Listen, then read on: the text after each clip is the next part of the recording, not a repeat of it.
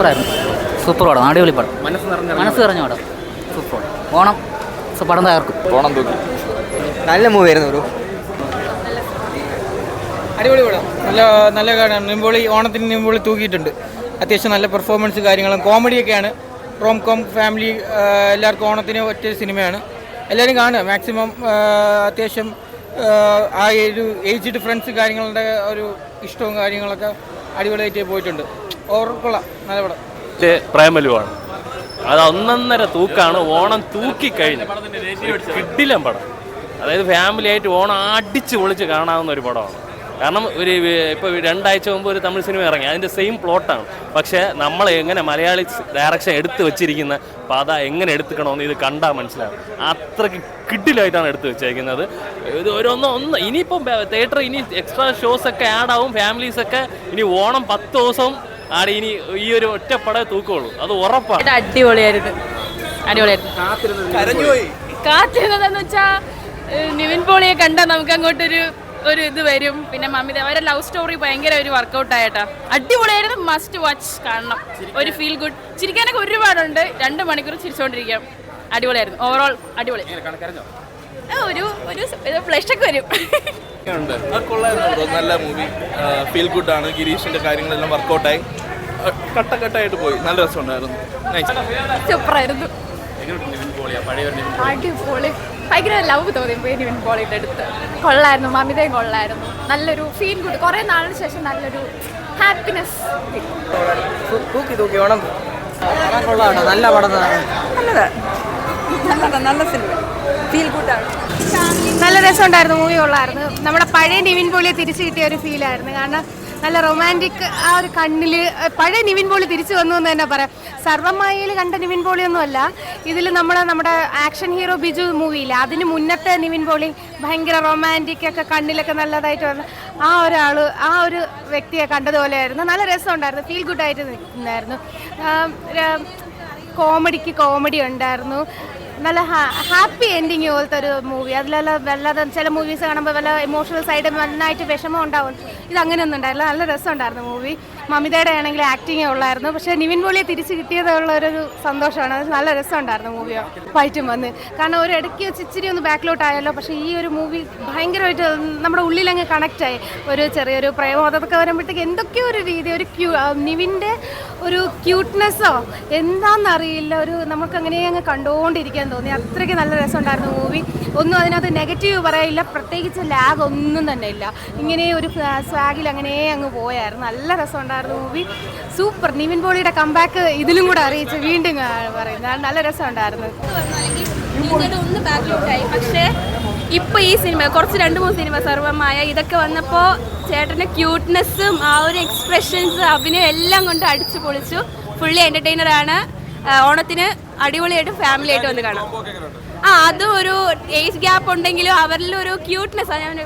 ഭയങ്കര അടിപൊളി പടം, മസ്റ്റ് വാച്ച്.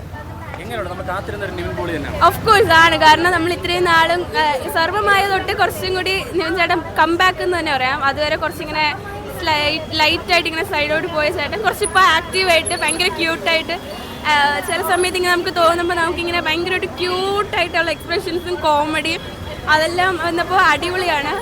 ഫാമിലി ആയിട്ട് നമുക്ക് ഓണത്തിന് വന്ന് കുറച്ച് വൈബൊക്കെ അടിച്ച് കോമഡി ആയിട്ട് എൻ്റർടൈനറായിട്ട് കാണാൻ പറ്റുന്ന ഒരു മൂവിയാണ് ഇത്.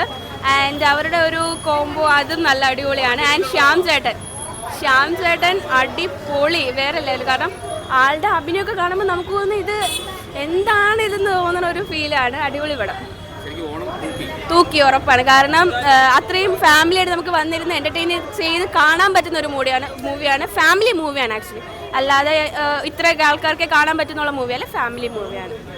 ഓണം തൂക്കി കിടിലം പടം എന്ന് വെച്ചാൽ കിടിലം പടം. കാരണം നല്ല കോമഡി ഉണ്ട്, നല്ല എന്ന് വെച്ചാൽ അവരെ കോംബോ ഒക്കെ കൊള്ളായിരുന്നു.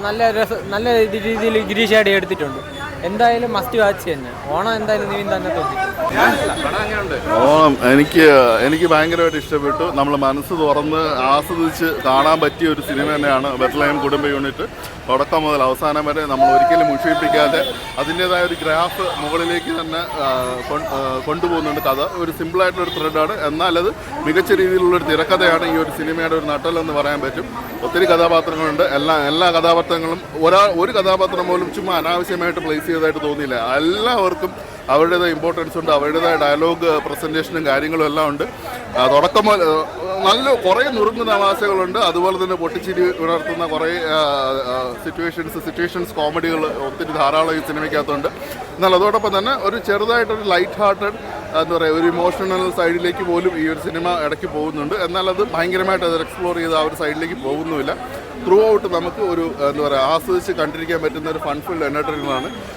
ഈ ഓണം അച്ചായനും ഇതേയും കൂടി തൂക്കി എന്നാണ് എൻ്റെ വ്യക്തിപരമായിട്ടുള്ള അഭിപ്രായം. രണ്ടുപേരുടെ കോംബോയ് നന്നായിരുന്നു. എടുത്തു പറയേണ്ട എല്ലാ കഥാപാത്രങ്ങളും അവതരിപ്പിച്ച എല്ലാവരും വളരെ മികച്ച ഒരു ഗിരീഷ് ഷേഡി വീണ്ടും ഒരു സെയിം മാജിക് റിക്രിയേറ്റ് ചെയ്തിരിക്കുകയാണ് എന്ന് തന്നെയാണ് എൻ്റെ ഒരു അഭിപ്രായം. അദ്ദേഹത്തിൻ്റെ ഒരു തനതായ ശൈലി, നമ്മൾ പ്രേമലു എങ്ങനെയാണോ നമ്മൾ ആസ്വദിപ്പിച്ചത് അതേ ശൈലിയിൽ തന്നെയാണ് ഈ ഒരു സിനിമയിൽ പോയിരിക്കുന്നത്. അതേ ഒരു എന്താ പറയുക അതേ രീതിയിൽ തന്നെയാണ്. ഫീൽ ഗുഡ് മൂവിയാണ്.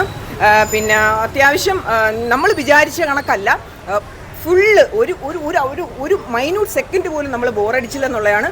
മൊത്തത്തിൽ സ്റ്റണ്ടെല്ലാം കോമഡിയാക്കി മാറ്റി. എനിക്ക് പ്രത്യേകിച്ച് പറയാനുള്ളത് പൃഥ്വിരാജൊക്കെ കണ്ടുപഠിക്കൂ. അതായത് മസിൽ പവറിലോ സ്റ്റൈലിലോ ഒന്നുമല്ല കാര്യം, സിമ്പിളായിട്ട് വന്നിട്ട് ഓണം തൂക്കി എന്നുള്ളതാണ് നിവിൻ പോളിയുടെ പ്രത്യേകത. നിവിൻ പോളിയുടെ കരിയറിൽ ഒരു പൊൻതൂവൽ തന്നെയായിരിക്കും ഈ സിനിമ. നിവിൻ പോളി ഫാൻസിന് അഭിമാനിക്കാം.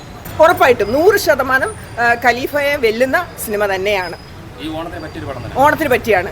വേറെ ഒരു പടവും അത് നമ്മൾ കാണുമ്പോൾ ട്രെയിലർ കണ്ടപ്പോഴേ നമ്മൾ വിധി എഴുതിയതാണ് ഈ പടം എന്തായാലും പിന്നെ സൂപ്പർ ഹിറ്റ് ആയിരിക്കും എന്നുള്ളത്. തൂക്കി ഓണം ശരിക്കും ഒരു കുടുംബമായിട്ട് കണ്ടിരിക്കാൻ പറ്റിയ ഒരു പ്രണയം, അങ്ങനെ മെച്യൂരിറ്റി ഉണ്ട്. ഇത് ബോറോ ലാഗോ ഒന്നുമില്ല. പെർഫോമൻസ് ആയാലും നിവിൻ കിടിലം, മമിത ബൈജു, മ്യൂസിക് എല്ലാം കിടിലം. അജ്മൽ സാബ് ആണെന്ന് തോന്നുന്നു എൻ്റെ സിനിമാറ്റോഗ്രഫി. അടിപൊളി വർക്ക് കേട്ടോ ബ്രോ, അടിപൊളി വർക്ക്, കിടിലം വർക്ക്. ഗിരീഷ് ഷെഡിയുടെ പ്രേമലുവിൻ്റെ ലെവലുള്ള ബെസ്റ്റ് പടം. എനിക്ക് പ്രേമലു ഇതും കഴിഞ്ഞുള്ള ബാക്കിയുള്ള പടം. ഗിരീഷ് ഷെഡിയുടെ വൺ ഓഫ് ദ ബെസ്റ്റ്. തൂക്കി ഫാമിലി എന്റർടൈനർ ആണ്. റൊമാൻസ് ആണ്, റൊമാൻറ്റിക് ഫിലിമാണ്. റോംകോം എന്നൊക്കെ പറയത്തില്ലേ, നമ്മുടെ ഈ ജോണറിലെ ഗിരീഷ് ഷെഡി ആണ് ബെസ്റ്റ്. പുള്ളി അത് കിള്ളായി ചെയ്തും വെച്ചിട്ടുണ്ട്. അടിപൊളി പടം, കിള്ളം പടം. ഞാൻ ചിലപ്പോൾ രണ്ട് ടൈപ്പാണ്, ഞാൻ രണ്ടും കാണും. ഇത് ഞാൻ ഒരു 10 തവണ കാണും. പ്രേമലു ഞാൻ 3 തവണ തിയേറ്ററിൽ കണ്ടേ. ഇത് ഞാൻ മിനിമം ഒരു 3-4 തവണ തിയേറ്ററിൽ നിന്ന് കാണും, അത് ഉറപ്പാണ്. ഇത് OTT ഇറങ്ങി റിപ്പീറ്റ് അടിച്ച് കാണാൻ പറ്റിയ കുറേ സീനുണ്ട്. പ്രത്യേകിച്ച് ആ ഇൻ്റർവെല്ലിൽ 10 മിനിറ്റ് ഇന്നലെ ഇറങ്ങി ഖലീഫയും കണ്ടിട്ടില്ല. ആ 10 മിനിറ്റ് മാത്രം മതി. അടിപൊളി പടം, കിള്ളം പടം.